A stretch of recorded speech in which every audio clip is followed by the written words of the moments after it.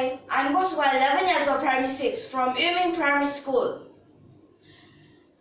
What have we learned so far? Okay, so for this we have Gaussian Law.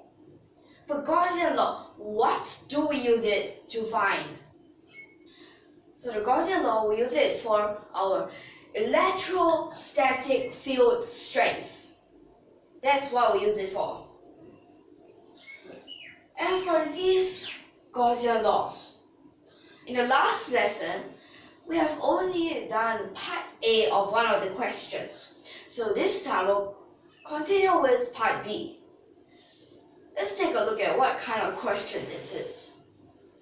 We'll have to derive expressions for electrostatic field strength distribution. It's E by Gaussian law. And for potential distribution. So it is for two things. First thing, E. The second thing, V. Part A is just for a point charge Q. Then part B, right now, is for a hollow sphere with uniform distribution of charge Q. Okay, let's start with this. Part B. For these spheres, we'll have to draw them out.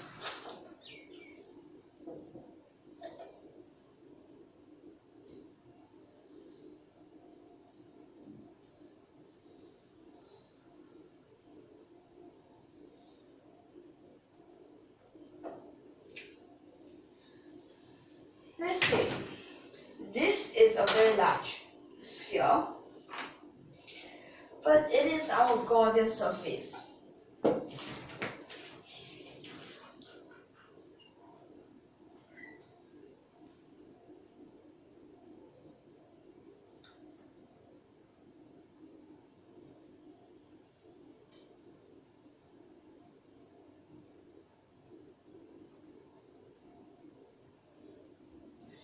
And here we have our hollow sphere. So we have these two of them right now. And what if we say here is its center of these both of the spheres?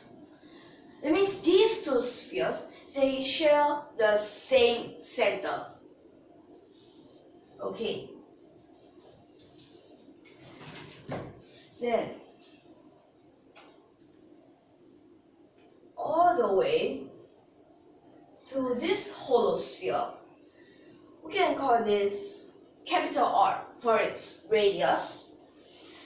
Then to our Gaussian surface,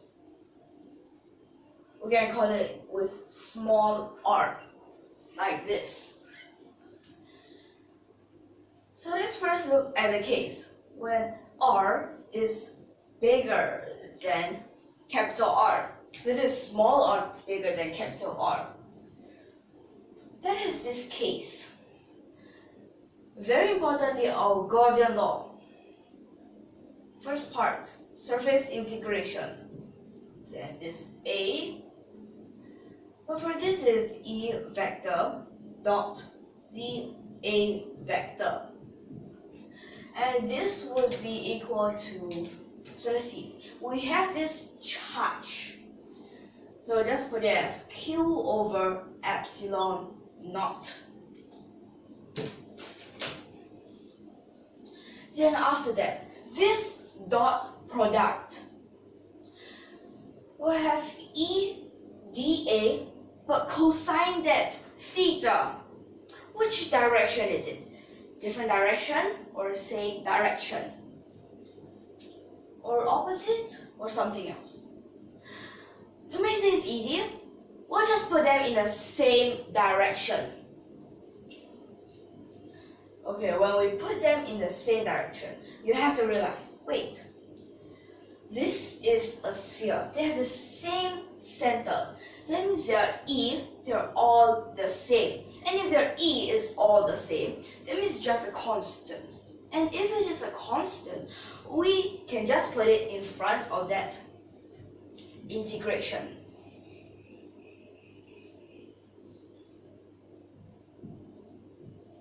Like this, since cosine 0 is a 1. Well, when you get something like this, wait, this is just finding its surface area. If it is actually finding its surface area, a surface area of a sphere, 4 pi r squared. So E times 4 pi r squared, you have to be careful. This is a small r. And this is equal to Q over epsilon naught. So E, this would be equal to Q over 4 pi, what if I rearrange this? Epsilon naught r squared. But then, this, did we learn this before? Yes, we did learn it before from that Coulomb Law, Coulomb's Law. But isn't it for just a point charge? It is that. So basically, this is telling us we're taking this hollow sphere as just a little point charge. Yes. We just think this is just a point charge. But what if I go for the other case? I put that Gaussian surface inside here.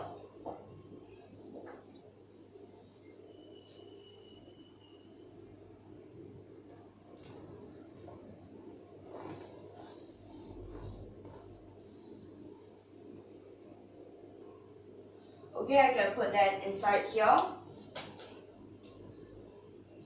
Then after that, its radius. Oh, I can still call it small r, but you just have to be careful. These are two different cases. So see, we need a lot of these thinking. You have to be careful. Which is which? So the next case, r is smaller than capital R, like this.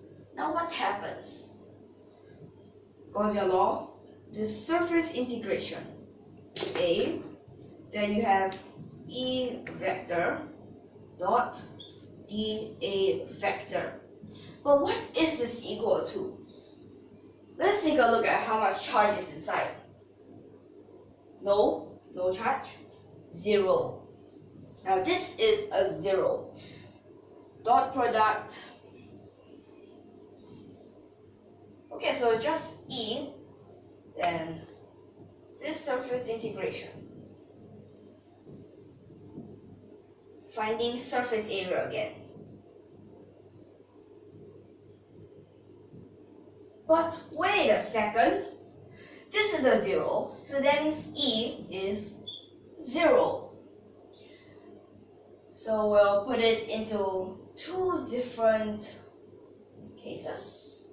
We're going to call this E1 and we're going to call this E2, since we get two different answers.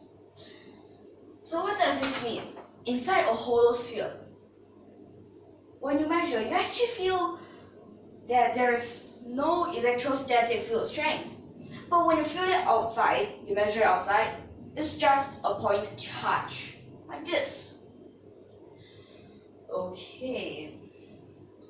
So for this part is that electrostatic field strength.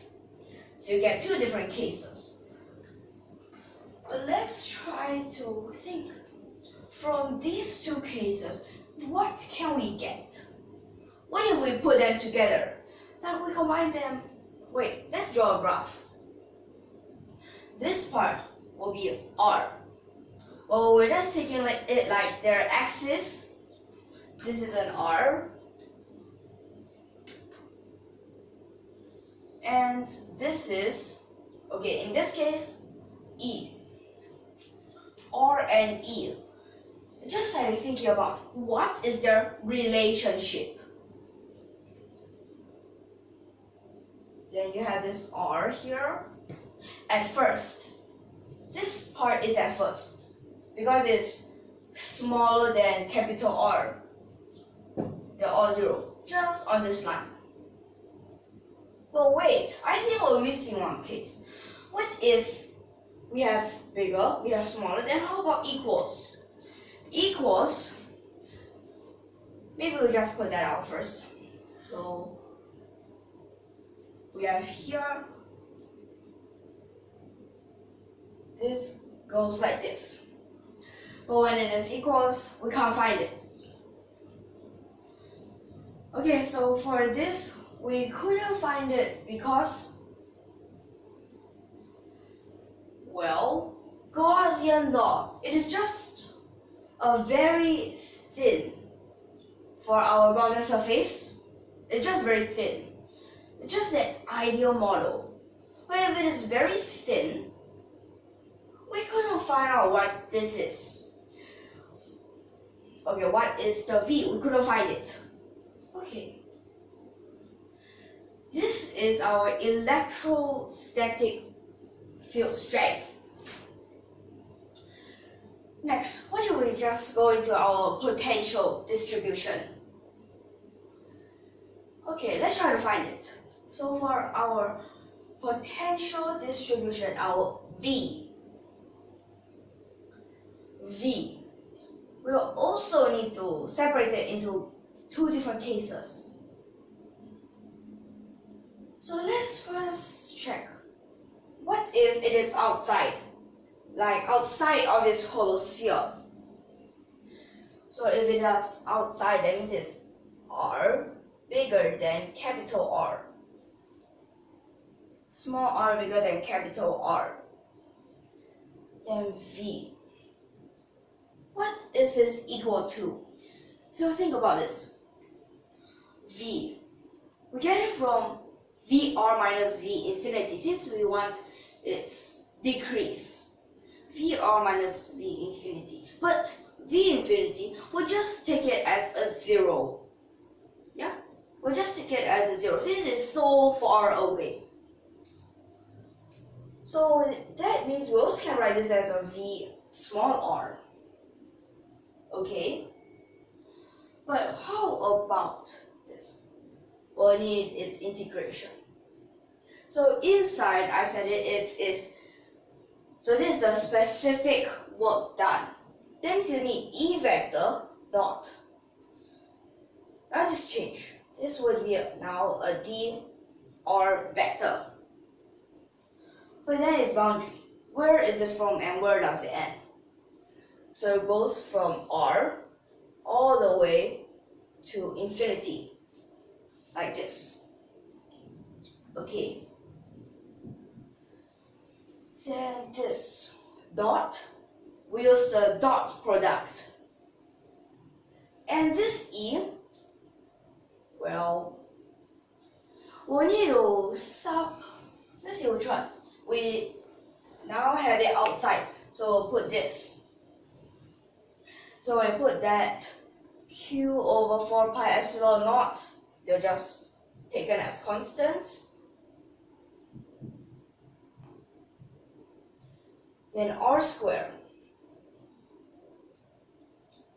R square is left inside, so it's a dr over R square. But since we're just taking it in one direction, so just cosine 0 and that's 1.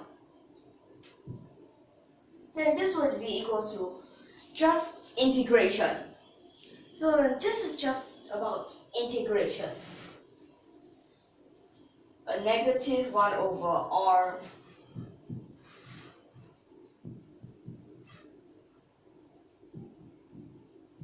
there have those R infinity. Infinity, first that's a 0. Then you minus again, but then this will become positive. So positive Q over still R. Q over 4 pi epsilon naught R. But this we actually also can get it from our Coulomb's law. It's also like taken as a point charge again. Now what if I use the other case? Small r is smaller than big R. So if it's like this, that means it's inside. This is inside that hollow sphere. But inside we'll have two different cases. Well, let me tell you why. So VR, this would be R is inside, so you need R all the way to infinity. Then still specific work done. R all the way to infinity. One part is inside this hollow sphere. Another part is all the way outside this hollow sphere. So different cases, inside R to capital R. But for this one, you know, put E2. Because E2 we're calculating for inside. Then do we put a vector here? Oh yes, we do.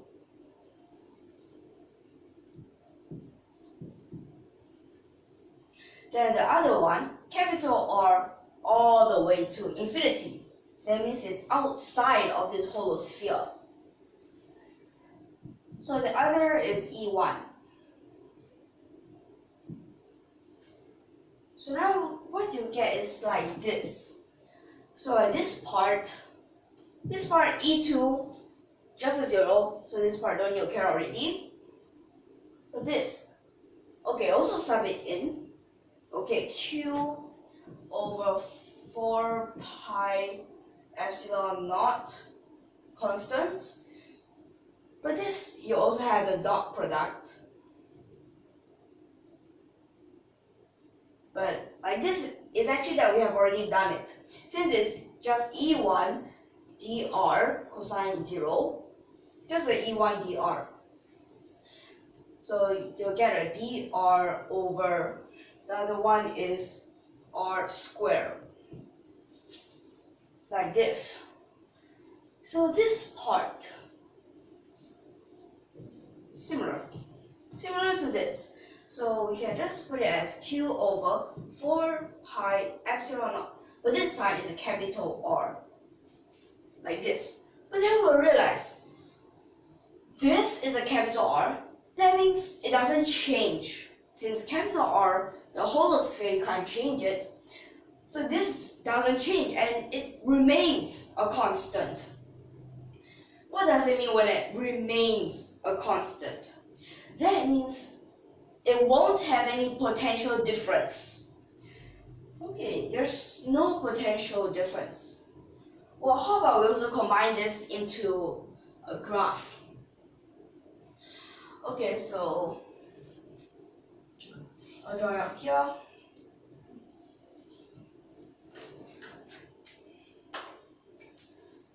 So for this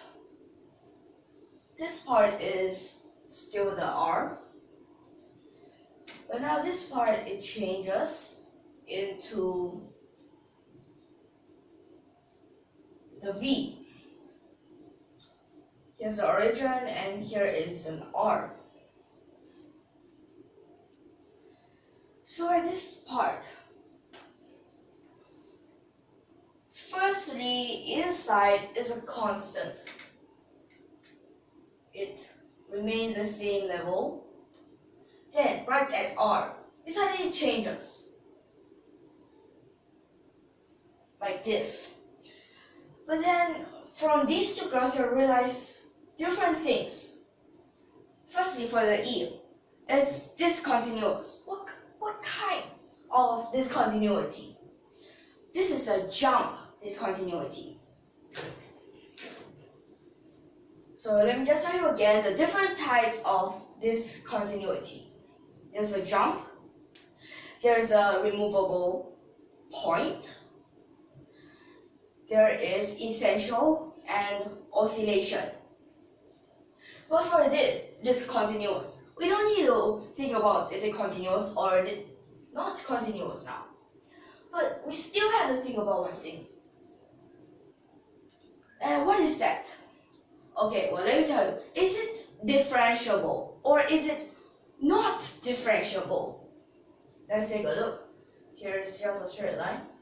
Wait, at this point, if it is differentiable, then it's smooth. But then here suddenly it's not smooth. So I don't think that part is differentiable. Let's check. So y at this side are smaller than capital R. What is this like? Just keeping constant, that will be a 0. Then what if I go R bigger than R? Then this, oopsie, not a equals.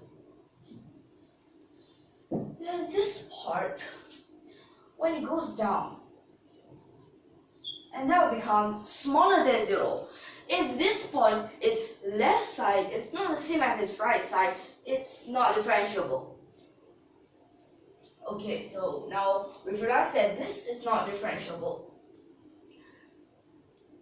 So can we just try to convert V back to E? Let me tell you how. We have actually said about this before. E that is equal to negative gradient V. Negative gradient stands for our differentiation. You can also write it in another way. A negative del V. Like this. Now you differentiate this part 0. Then this, wait. We can't differentiate when it is at R. Here we also couldn't find what is it when it is exactly at R. Well, so this, it actually sort of makes sense. Both of them couldn't find the same thing, and both of them have the same thing. Okay, so sometimes when you just find something wrong, you can just use another one to help it to check. Okay, so that means for this part, and then this smaller than 0. Okay, or this. For these two different graphs, when you draw them out, you have to be really careful where is where. You can't just transfer the wrong things. Okay, and for this lesson for B, I think we can end here, and I hope that you all can understand this. So, if you like our videos, don't forget to subscribe to our channel. So next time we might have a part C. Okay, last but not least, thank you for your watching.